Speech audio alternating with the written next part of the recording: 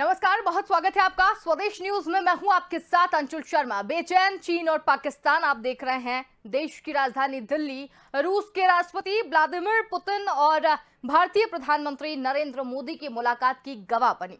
रूस के साथ हमारी दोस्ती पुरानी है, लेकिन इन दोनों दबंग नेताओं की मुलाकात न सिर्फ इस रिश्ते को ज्यादा मजबूत करेगी, बल्कि दोनों देशों की इकोनॉमी को भी 6 लाख करोड़ यानी 80 अरब डॉलर का बूस्टर डोज देगी। आपको बता दें कि ये देश 2025 तक दो तरफा निवेश को 50 अरब डॉलर और ट्रेड को 30 अरब डॉलर के पार लेकर जाना चाहते हैं। उसके साथ ही पुतिन की इस यात्रा में 28 समझौतों पर भी हस्ताक्षर हुए हैं, लेकिन फिर भी पुतिन मोदी मुलाकात आखिर अहम क्यों है, आज इसी मुद्दे को लेकर हम बात करेंगे, जिसमें हमारे साथ रक्षा विशेषज्ञ सौरभ दुबे और राजेश भारती जी कुछ ही देर में जुड़ने वाले हैं। लेकिन उससे पहले, चर्चा को आगे बढ़ाने से पहले हम आपको बता दें कि आजादी के बाद से ही भारत के रूस के साथ मजबूत संबंध रहे हैं।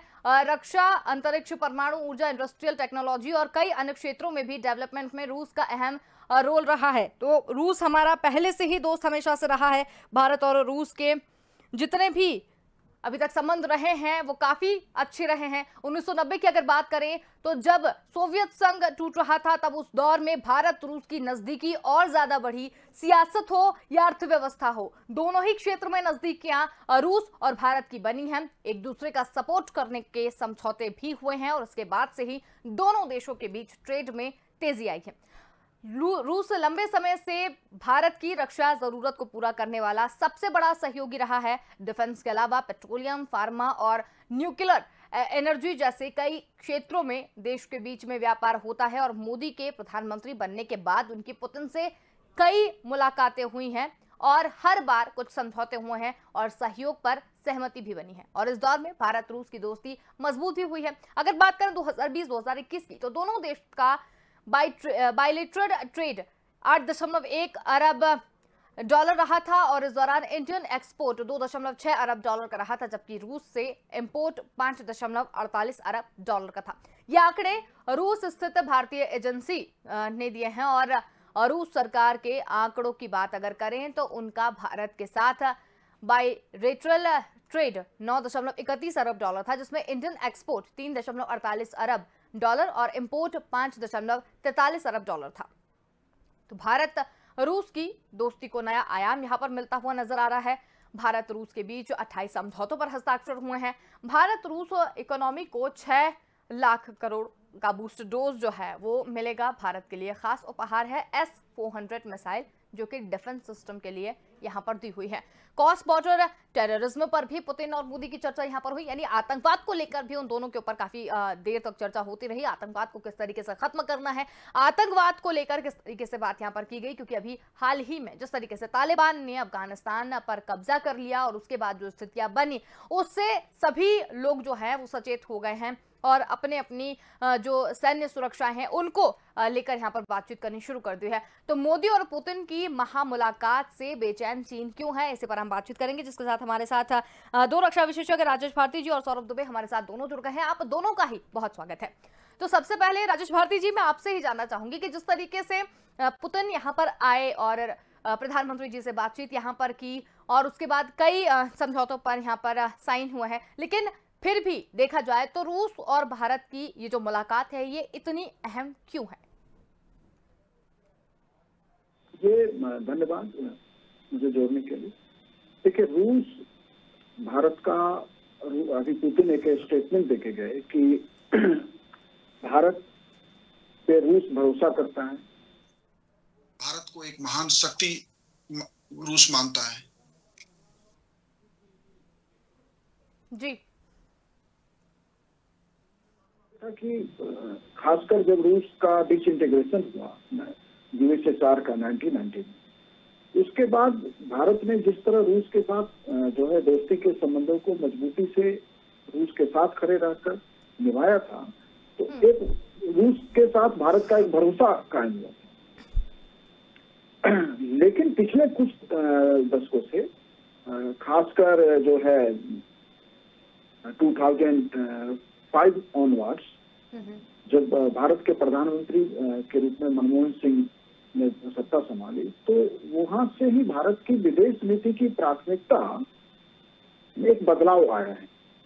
और वो बदलाव मोदी के प्रधानमंत्री बनने के बाद और तेज हो गया। रूस पुतिन का ये जो भारत विजिट है, क्योंकि उसने अमेरिका ने जो मिसाइल सिस्टम था S-400 वो भारत न ले, उसके लिए उसने भारत पे हर संभव दबाव बनाया कि भारत उस सौदे को कैंसिल करे। अब तो खैर उसकी आपूर्ति शुरू हो रही है और जो है मिसाइल डिफेंस का जो नया सिस्टम रूस ने डेवलप किया है S-500, उस पर भी बातचीत हो रही है। तो रूस भारत का एक अहम रक्षा साझेदार पहले से रहा है। अंतरिक्ष कार्यक्रम में रूस ने हमें बहुत मदद नहीं किया है, लेकिन अंतरिक्ष में भी एक वो महान शक्ति है।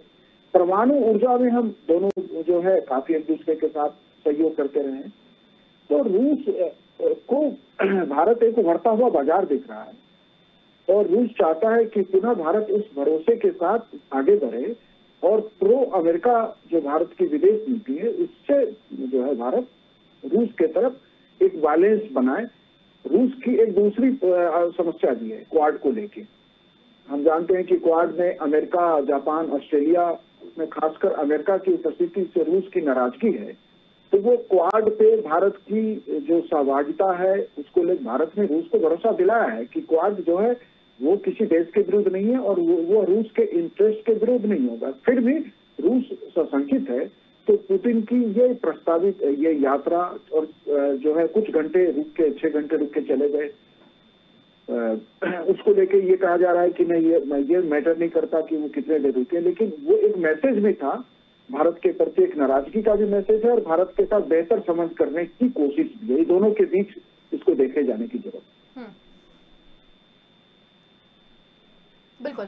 तो यहाँ पर हमारे साथ सौरभ दुबे जी भी हैं। सौरभ जी, अगर आपसे जानना चाहें तो जिस तरीके से अहम ये क्यों थी ये तो हमने जान लिया।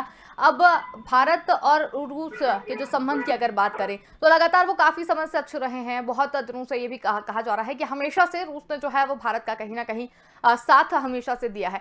क्रॉस बॉर्डर और टेररिज्म को लेकर भी पुतिन और मोदी के बीच में चर्चा हुई है, उसके बारे में आपका क्या कहना है?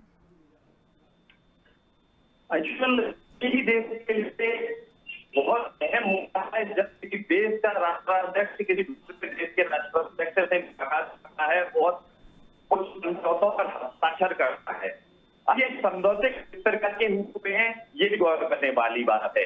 खासतौर से रक्षा से जुड़े मामले और अंतरिक्ष से जुड़े मामले भारत के लिए बहुत ही मुनासिब एक ऐसे वक्त में जब चाइना और पाकिस्तान दोनों भारत के से कहीं ना कहीं यूं कहिए कि जिसको ये दो कहते हैं बहुत करती है।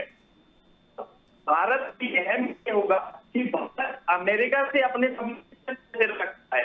क्यों? क्योंकि यूक्रेन को लेकर रूस और अमेरिका के बीच लड़ाई चल रही है और ये है कि पिछले करीब 2 साल उसने कोई भी दौरा नहीं किया है।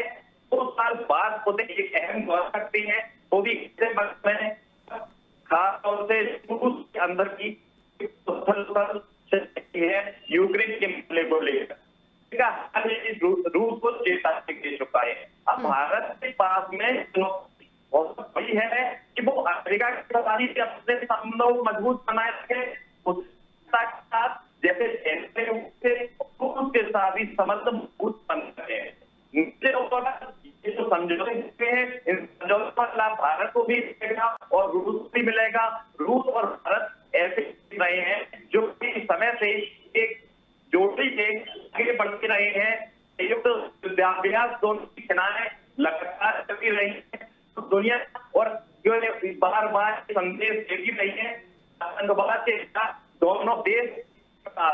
हालांकि लेकर थोड़ी तरक्की जरूर करने आई थी जब रूस ने बयानबाजी की और क्वाड निशाना साधा, लेकिन अमेरिका के नजदीक भारत के रिश्ते के साथ भारत इस बात को भी बनाए रखने में सक्षम है कि उसके रूस के साथ मजबूत रिश्ते हैं जितने अमेरिका के साथ, चीन हो या फिर पाकिस्तान हो, भारत रिश्तों को प्रभावित नहीं कर सकते।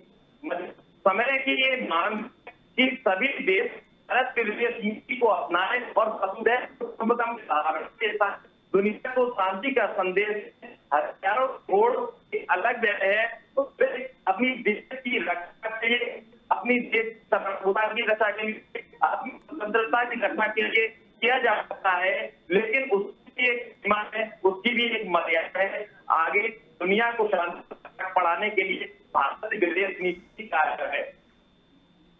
बिल्कुल राजेश भारती जी, भारत और रूस की दोस्ती को नया आयाम यहाँ पर मिला है इस मुलाकात के बाद, ऐसा कहा जा रहा है।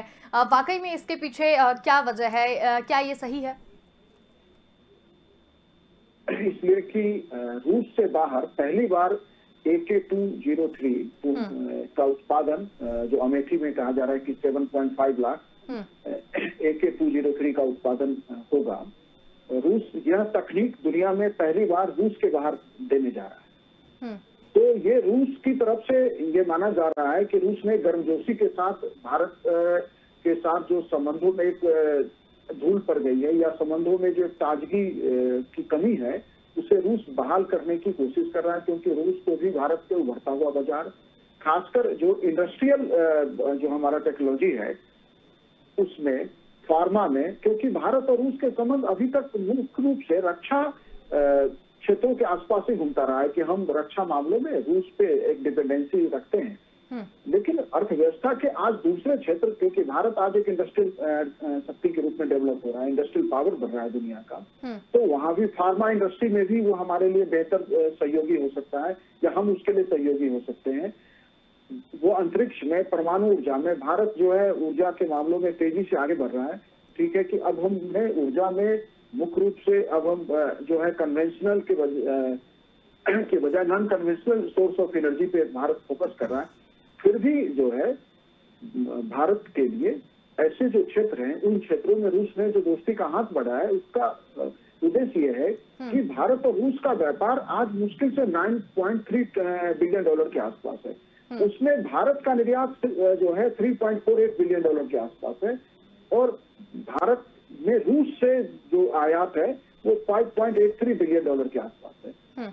तो ये इसमें अभी अपार संभावनाएं हैं, और दोनों देश जो है बायलैटरल ट्रेड को 30 बिलियन डॉलर तक बढ़ाने की कोशिश कर रहे हैं। और ये संभव है क्योंकि आज भारतीय बाजार में ऐसे बहुत सारे क्षेत्र हैं जहां रूस हमें मदद कर सकता है या रूस हमारा साझेदार हो सकता है।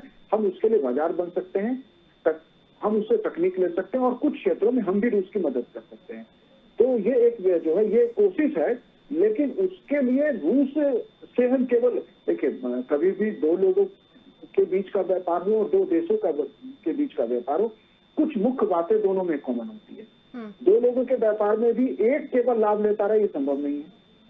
तो रूस के इंटरेस्ट को हम कैसे पूरा करेंगे? रूस क्वाड में अमेरिका की उपस्थिति से नाराज है, हम उस पे रूस को कैसे आश्वस्त करें कि ये अमेरिका विरोधी नहीं है? दूसरा, आतंकवाद पे जो है रूस भी आतंकवाद से पीड़ित है और हम आतंकवाद को लंबे समय से हम भी झेल रहे हैं।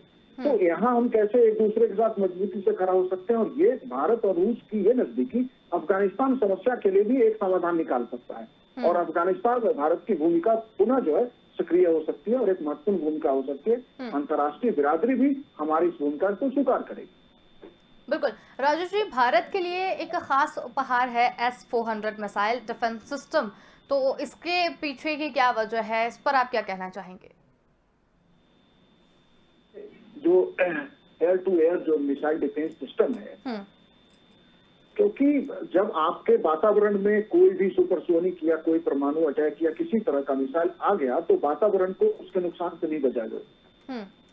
अभी तक हमारे पास जो है इस तरह के छोटे मोटे उपकरण थे, लेकिन ये पहली बार एक विश्वस्त टेक्नोलॉजी, एक ऐसी टेक्नोलॉजी जिसपे हम फेस कर सकते हैं कि भारत के अंतरिक्ष को सुरक्षित किया जा सकता है। भारत में होने वाले किसी भी आकाशीय आक्रमण को जो है रास्ते में ही उसे नष्ट किया जा सकता है। यह तकनीक रूस ने हमें दिया है, ये तो निश्चित रूप से स्वागत योग्य है, और हमें इस दिशा में और एक कदम आगे बढ़ना है। रूसी सेना सितंबर में जो है S-500 को शामिल करने जा रही है, तो हमें उस तकनीक को भी तेजी से हासिल करने की दिशा में काम करना चाहिए। यदि हम उसे हासिल कर लेते हैं तो कहा जा रहा है कि वो सुपरसोनिक मिसाइल, कई सुपरसोनिक मिसाइल को भी एक साथ मार गिरा सकता है। तो ये भारत की सुरक्षा के लिए, और खासकर जब हम अपने आसपास के देशों से, स्पेशली चाइना और पाकिस्तान से जिस तरह के तनाव और अंतर्राष्ट्रीय राजनीति में हम देख रहे हैं, जो तनाव किसी भी रूप में आगे जा सकता है, तो ऐसे समय में जो है ये मिसाइल डिफेंस सिस्टम भारत के लिए बहुत ही सकारात्मक है, और इसे हम हासिल कर पाए हैं। इसकी आपूर्ति शुरू हो गई है। इसका जो है यह देश धन्यवाद करता है रूस के। बिल्कुल। सौरभ जी, मोदी और पुतिन की महामुलाकात से ऐसा कहा जा रहा है कि चीन और पाकिस्तान बेचैन हो गए हैं। चीन और पाकिस्तान दोनों ही बेचैन हो गए हैं, क्योंकि जब यहाँ पर वो आए, और ये भी कहा जा रहा था कि अमेरिका भी पैनी नजर रखे हुए इस मुलाकात पे, तो यहाँ पर जो भी समझौते हुए हैं और जो भी आपसी बातचीत हुई है, उसके बाद से चीन और पाकिस्तान बेचैन है। ऐसा क्यों कहा जा रहा है? अभी मेरे मित्र जो मेरे साथ शेयर राजेश ने एक बहुत अच्छी बात कही कि व्यापार किसी दो व्यक्ति को या दो देशों का हो, ऐसा नहीं हो सकता कि व्यापार एक ही देश को हो। फायदा और नुकसान ऐसे होती है जो कि दोनों ही देशों को कहीं ना कहीं उठाने पड़ेंगे अगर समझौते से होते हैं। तो अभी भारत और रूस के बीच जो समझौता हुआ है, कहीं ना कहीं दोनों देशों को इसका फायदा होगा, लेकिन ये फायदा किस हद तक होगा, पूंजीपतियों के रह जाएगा सीमित व्यापार बनकर, या फिर देश से आम आदमी तक वो फायदा पहुंचेगा, या वो रूस का आम आदमी हो या वो भारत का आम आदमी हो। क्योंकि सरकार का मकसद यही होता है कि अपने देश के जन समाज की सुविधाओं में बढ़ोतरी करना, उसे मौलिक अधिकार दिलाना, उस जरूरतों को पूरा करना।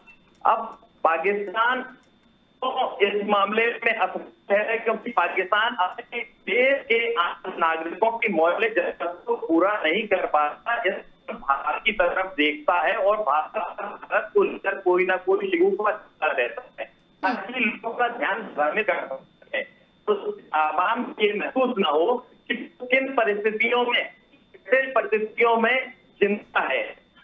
और यही हाल कुछ चिंता है। चीन को लेकर बहुत चीन औद्योगिकीकरण के मामले में काफी आगे है, लेकिन गौर करने वाली बात होगी कि चीन में मानव अधिकारों का क्या है, किस तरह फैक्ट्रियों में मजदूरों का, श्रमिकों का शोषण किया जाता है।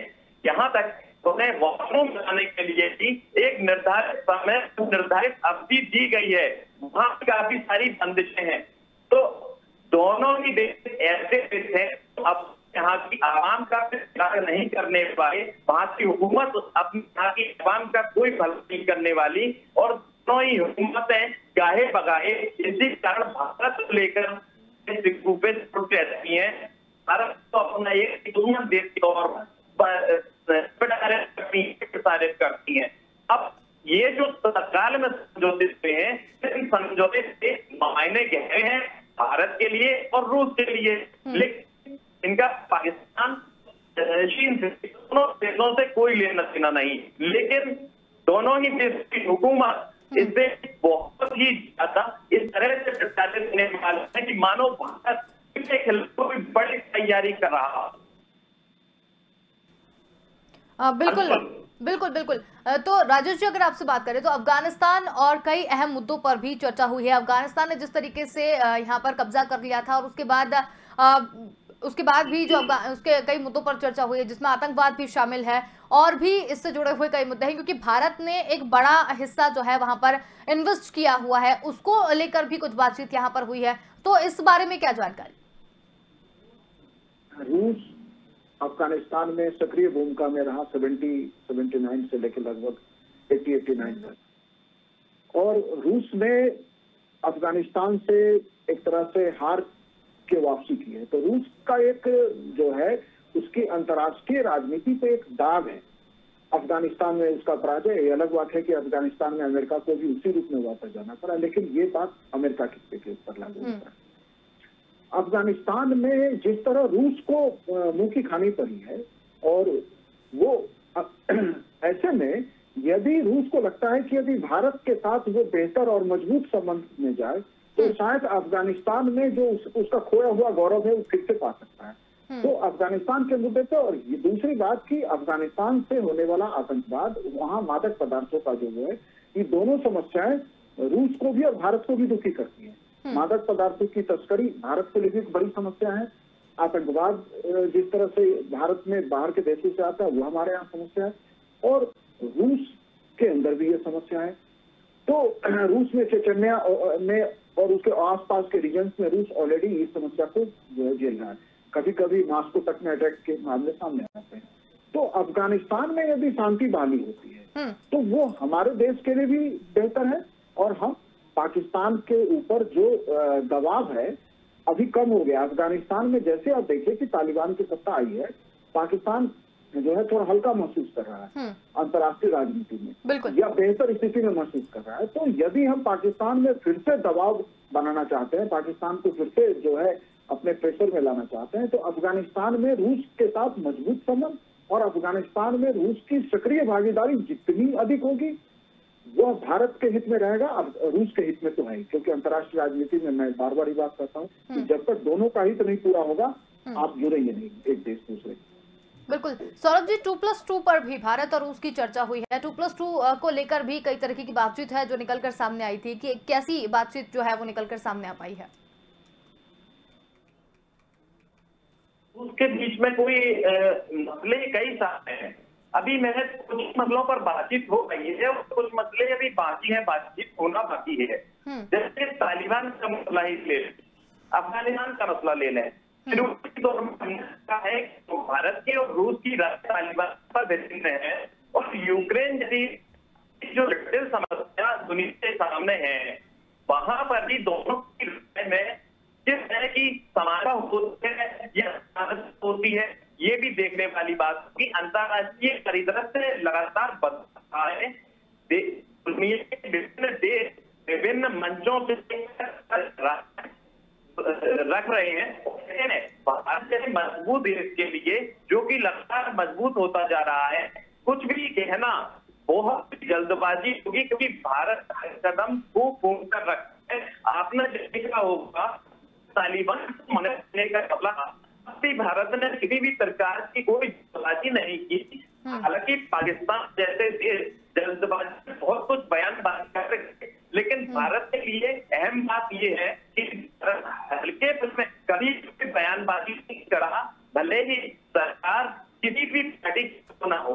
अंशुल, चलिए बहुत धन्यवाद, आप दोनों ही हमारे साथ यहाँ पर जुड़े और इस पूरी चर्चा में शामिल हुए। तो हम यहाँ पर बात कर रहे थे भारत और रूस की जो मुलाकात यहाँ पर हुई है। व्लादिमीर पुतिन आए थे और नरेंद्र मोदी से मुलाकात की। तो प्रधानमंत्री नरेंद्र मोदी की मुलाकात की दिल्ली जो है वो गवाह बनी। रूस के हमारे साथ पुरानी दोस्ती है, लेकिन इन दोनों दबंग नेताओं की मुलाकात न सिर्फ इस रिश्ते को ज्यादा मजबूत करेगी बल्कि दोनों देशों की इकोनॉमी को भी 6 लाख करोड़ रुपए यानी 80 अरब डॉलर का बूस्टर डोज देगी। और कितनी अहम ये मुलाकात थी ये हमने आपको बता दिया, और उसके साथ ही क्या फायदे आगे चलकर भारत को हो सकते हैं इस पर भी हमने चर्चा की। फिलहाल के लिए इतना ही। देखते रहिए स्वदेश न्यूज, क्योंकि सबसे पहले देश।